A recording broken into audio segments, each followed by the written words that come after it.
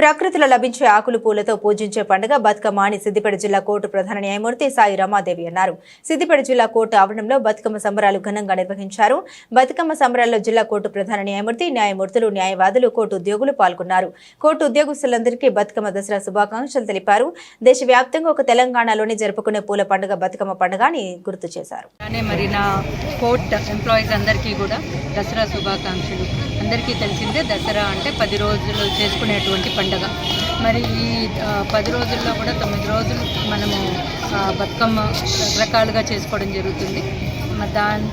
అంటే అందరికీ తెలిసిందే, మరి మనం పెద్ద ఖర్చుతో కూడినది కాదు ఇది.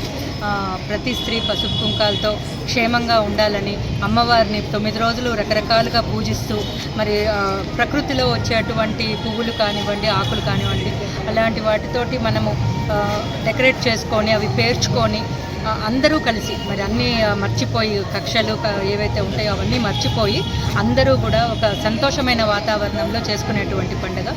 మరి తెలంగాణ రాష్ట్రానికి వచ్చే వరకు ఈ బతుకమ్మ అనేది ఇంకా బహుశా ఎక్కడా లేదని, మన మొత్తం ఆల్ ఓవర్ ఇండియాలో ఎక్కడా కూడా లేదు, ఒక మన తెలంగాణ రాష్ట్రంలో తప్ప.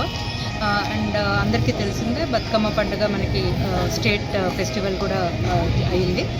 మరి ఇలాంటి పండుగని మనం జరుపుకోవడము సంతోషంగా ఉంది. అందులో ముఖ్యంగా కోర్టు ప్రాంగణంలో నా స్టాఫ్ అందరూ చేయడం నాకు ఇంకా సంతోషంగా ఉంది. మేము పొద్దున 10 గంటల నుంచి రాత్రి ఒక్కోసారి 6:30, 7, 8 వరకు కూడా ఎంతో మరి మేమందరం కష్టపడి వర్క్ చేస్తాము. అలాంటి స్ట్రెస్ నుంచి మేము రిలీవ్ అవ్వాలి అంటే ఇలాంటి చిన్న చిన్న సంతోషాలు, మరి ఇదేం పెద్దగా మేమేం చేయడం లేదు, చాలా చిన్నగా ఎవరి ఇంట్లో నుంచి వాళ్ళు తెచ్చుకున్నటువంటి పూలతోటి చేసుకున్నాము. నాకు చాలా సంతోషంగా.